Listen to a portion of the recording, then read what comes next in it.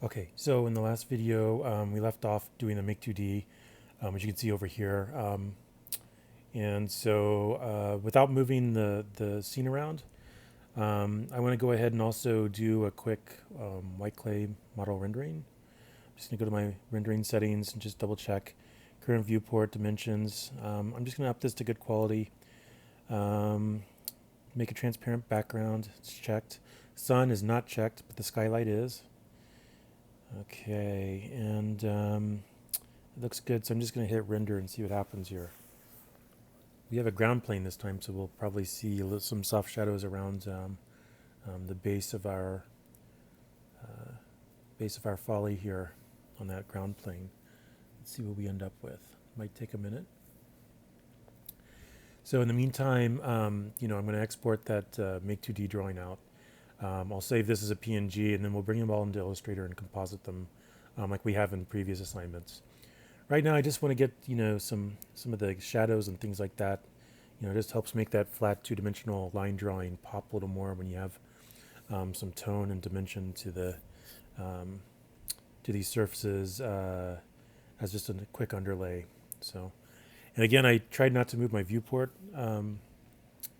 so hopefully everything sort of aligns nicely without having to try to bump things over with the arrow keys or anything else when I'm compositing these things in Illustrator. Looks like I might just have another minute or so. Shouldn't take too long. It's almost done. Interestingly, you can see black in all the places where the model's being cut with the clipping plane. So you're seeing inside the walls and panels and even the mullions and the curtain walls. See? Just another, shouldn't be too much longer here. Looks like the hard part's done. Just waiting.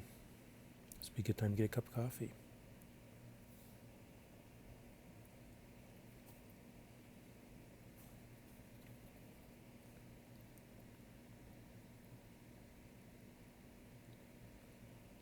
Almost there, almost there. You can see I have surfaces, I have thickened walls, have these panels, have curtain wall showing up, floor slabs and plan sort of the edge of floors and the edge of slabs. This will help us sort of understand a little better three-dimensionally what's going on. Oh, it's almost done. 3, 2, 1, and there. I'm going to hit that. And I'm going to give it a PNG. I'll call this plan drawing underlay, just so I know what it is later. I'll save that to my desktop. Okay, and then back in top view, yeah, I'm going to zoom out. I'm just going to move my Make 2D out of the way here a little bit.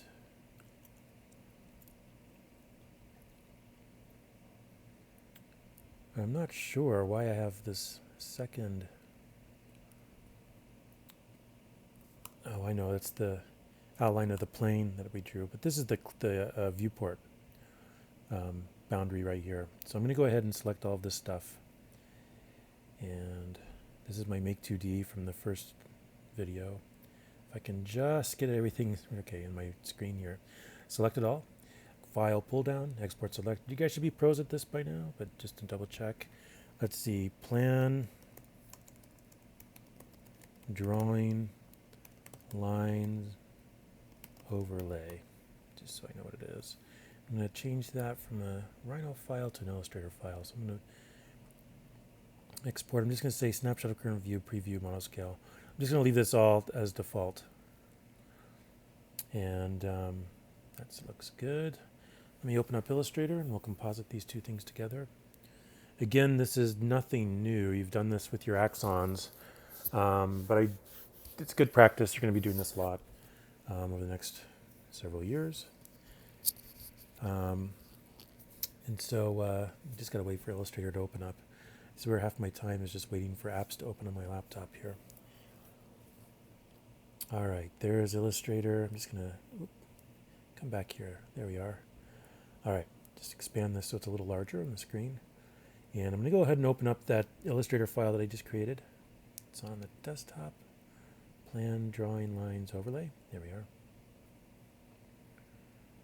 Give it a minute just to open up. And first thing I'm going to do is I'm going to change the size of my document, right? So I'm going to edit the artboard. See where I got that. That should bring up the width and height dimensions up here, and I can change this to 11 by 17 in landscape orientation. Okay, I can go ahead and click this cursor when I'm done. I'm just going to fit this to screen, zoom out just a little bit. I'm going to select this whole entire drawing, go to transform. I'm going to make sure that this is linked so that as I change the width, the height will also adjust, so everything remains proportional, so I don't accidentally stretch something really long or really tall. So I'm going to go ahead and set the width to 17 inches. That way it'll fill out our entire document. Go to transform. I'm just going to tell it to put that top left corner up in the my selection up in the top left corner of the document. So I'm going to map that back to Z and, or sorry, 0 and X and 0 and Y. Okay, there we are. All right. I'm going to go to my layers. Okay. Remember, really importantly, it's saved all these layers for us. I can turn off the viewport rectangle, but I am going to make a new layer. I'm going to put it at the very bottom. You can click and drag it until I move it all the way down. Because this is going to be an underlay, I want it underneath everything else. The way the layers are displayed on the screen, layers that are above actually are overlays on top of things that are below. So since the rendering is going to be the lowest underlay, I'm going to make that on a layer that's also at the very bottom. I'll call this underlay just so I remember later on what that is. I'm going to go ahead and lock these other layers so I don't accidentally do anything wrong with them here. And to place a PNG or a JPEG or anything like that, I can go to File, Pull Down, Place. Somewhere. Here it is. There it is. I don't know why I can find that. There's the plan drawing underlay.png that I made. I'm going to go ahead and just click somewhere, so I put that in. It's going to be much larger than I need. 37 plus inches by 18 plus inches. I'm going to go ahead and do the same thing I did with the drawing. I'm going to change the width to 17, and I'm going to tell it to plot that left-hand corner at 0 and 0. Everything should line nicely, if I did this correctly. Fingers crossed. Okay, so I'm going to go ahead and lock that underlay. I'm going to unlock the visible curves, and I'm going to turn those to something much lighter, 0.5 maybe. Again, remember, the curves are different colors.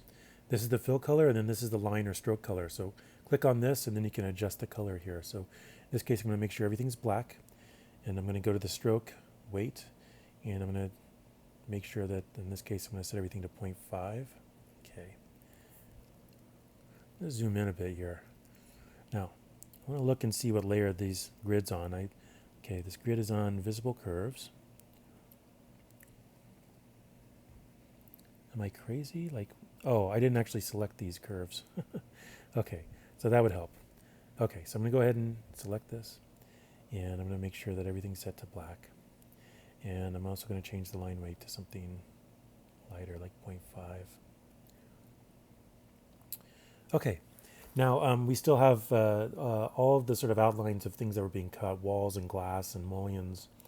And so that's in this other layer called viewport, or sorry, visible clipping plane intersection. So I'm going to go ahead and click that. I'm going to do the same thing. I'm going to make sure that I select outline and go over here to my color palette, turn all the lines to black. And then I'm going to go over here and adjust the line weight. There we are.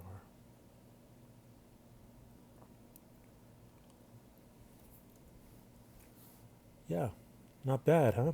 So, you know, if I was really, really anal, and I kind of am sometimes, you know, I might go back in and just try to adjust just these, just the floor pattern here, and just try to like sort of bring those down in line weight a little more, maybe 0.1 or something like that. It's not required, but I just can't let it go. I'm just weird like that.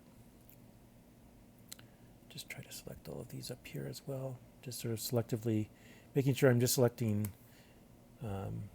geometry that I want. So when I set it to 0.1, it's obviously a lot more subtle in weight. 0.1 might actually be a little too light. Well, I don't know. Let's see.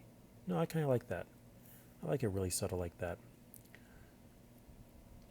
Nuance. Look at that. All right, so I'm just going to go through and select the things that are easy to select here to tone them down in line weight. Oh, and I put 0.25 instead of 0.1.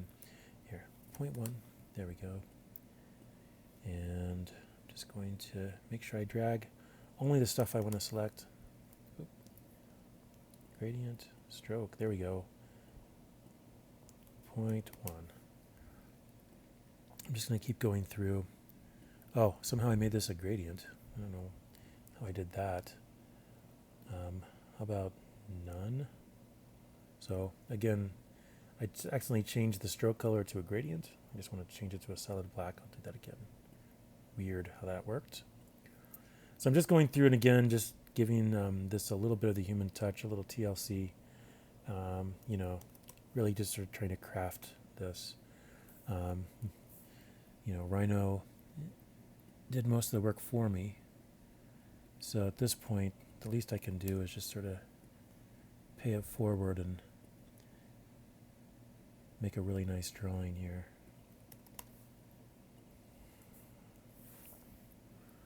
Again, just going through and selecting the right stuff. Only the right stuff. Oop.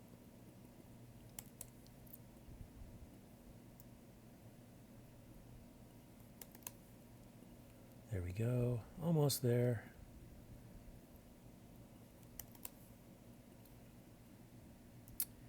There we go. It's like the Bob Ross moment. We don't want all these other tiles to be jealous of their friends. Let's change them as well. There we are. Almost done. Let's see. This would be a good place to select. Get a bunch of them at the same time. And again, I'm just doing this because, again, I like to make really beautiful drawings. But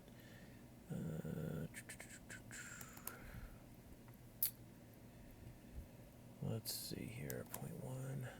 Okay.